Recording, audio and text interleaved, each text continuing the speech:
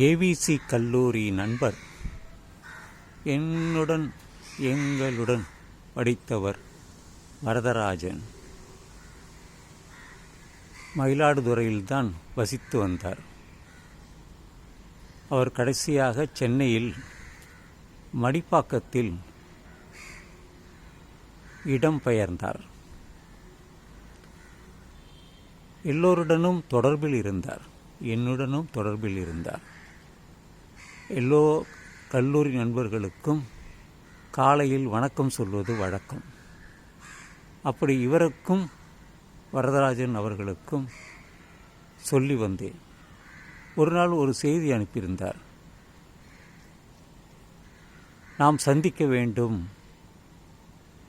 என்றார். அப்படி என்றால் உங்களுடைய விலாசத்தை அனுப்பி வையுங்கள், நேரில் சந்திக்கலாம் என்று சொன்னேன். அவரும் அனுப்பி வைத்தார். ஆனால் ஒரு 4 நாட்கள் கழிந்து போனது. ஒரு மரணச் செய்தி வந்தது. அதுவும்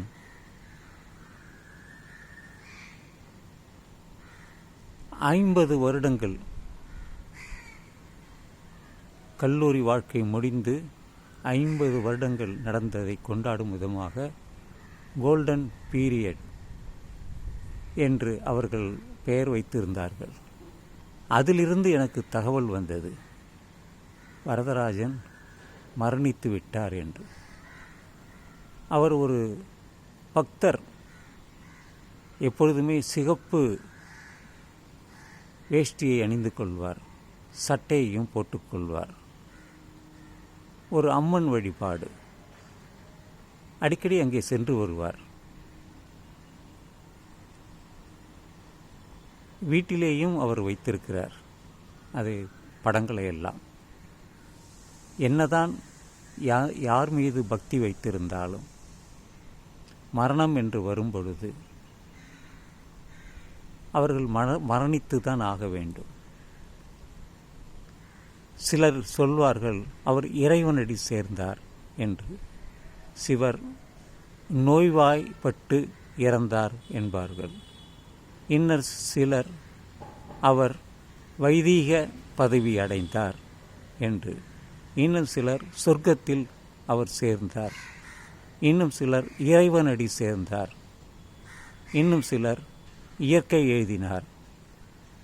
இன்னும் சிலர் நோய்வாய்ப்பட்டு இறந்தார். இன்னும் சிலர் மறைந்து விட்டார் என்றெல்லாம் சொல்வது வழக்கம். என்னதான் எந்த பெயர் வைத்து அழைத்தாலும் நட்பு என்றுமே மனதில் இருக்கும். உடல் போகலாம், அவர் வணங்கிய தெய்வங்கள் இருக்கலாம், இல்லாமலும் போகலாம். ஆனால் அந்த நட்பு எப்பொழுதுமே மனதில் நிலை கொண்டிருக்கும். படங்கள் இருப்பதால் அது எப்பொழுதுமே அதை ஞாபகப்படுத்தி கொண்டே இருக்கும்.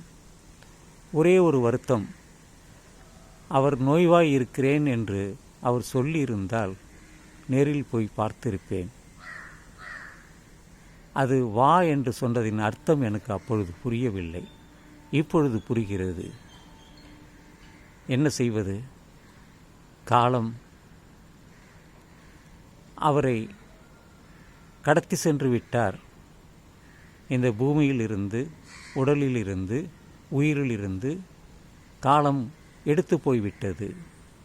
மரணித்து விட்டார். வருத்தமான செய்திதான்.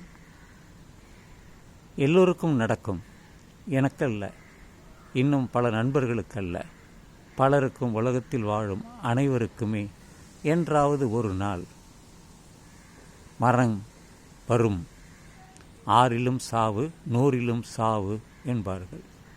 அதுபோல என்றாவது ஒரு நாள் வரும். அன்று துக்கப்படுவார்கள். ஆழ்ந்த இரங்கலை தெரிவிப்பார்கள் என்றெல்லாம் சொன்னாலும் நடந்தது தான். இறந்து போனவர் தான், மீண்டும் பிறக்க மாட்டார். வாழ்ந்தவரை மகிழ்ந்திருந்தோம், பேசிக்கொண்டிருந்தோம், உலாவியிருந்தோம், எல்லாம் செய்தோம். ஆனால் மரணம் வந்த பிறகு அதை பிரித்துவிட்டது, நம்முடன் பிரித்துவிட்டது. ஆனால் நட்பு எப்பொழுதுமே நிலைத்து நிற்கும். அதனால் இந்த காலை அவரை நினைவுபடுத்தி கொண்டு அவருக்காக இந்த பதிவை நான் என்னுடைய யூடியூப் சேனல் சிதம்பரம் கொள்ளிடத்திற்காக இதை நான் பதிவு செய்கிறேன். வரதராஜன் நல்ல நண்பர். கல்லூரியில் கொஞ்சம் எல்லோரும் அவரை கிண்டல் பண்ணுவார்கள். ஆனால் அதன் பிறகு அவருடைய ஆன்மீக பயணம் வந்தது. என்ன பயணமாக இருந்தாலும், ஆன்மீகத்தில் நம்பிக்கை இருந்தாலும், நம்பிக்கை இல்லை என்றாலும், மரணம் என்று வரும் பொழுது அது நம்மை பிரித்துவிடும் என்பதை நாம் ஞாபகத்தில் வைத்து கொள்ள வேண்டும். இந்த பங்காரு அடிகளார் என்று சொல்லுவோமே, அந்த கோயிலுக்குத்தான் அவர் அடிக்கடி சென்று வருவார். அவருடைய உபாசகர் என்று சொல்லலாம். என்ன செய்வது?